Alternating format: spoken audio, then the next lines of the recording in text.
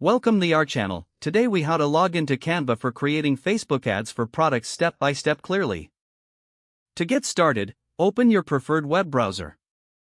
In the address bar, type in www.canva.com and press enter. Once the Canva homepage loads, look for the login button at the top right corner. Click on the login button. You will be directed to a new page for logging in.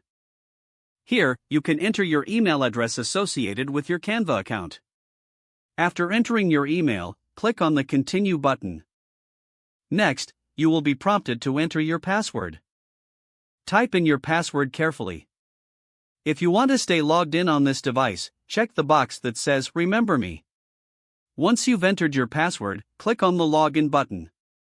If your credentials are correct, you will be logged into your Canva account. Now that you are logged in, you can start creating your Facebook ads. On the home page, look for the search bar at the top. Type Facebook ad in the search bar and press enter. This will show you a variety of Facebook ad templates to choose from. Browse through the templates and select one that suits your product. Click on the template to open it in the design editor. You can now customize the template with your own images, text, and branding. When you're finished with your design, click on the Share button in the top right corner. From there, select the Download option to save your ad. Choose your desired file format before clicking Download again. Your Facebook ad is now ready to be uploaded on your social media platform. That's it. You have successfully logged in and created a Facebook ad using Canva.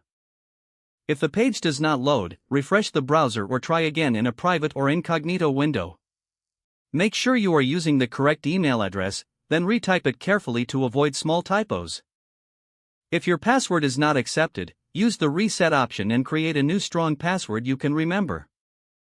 Check your spam folder for verification or security emails, then complete any requested confirmation steps. Don't forget to like this video and subscribe to our channel for more step-by-step tech guides.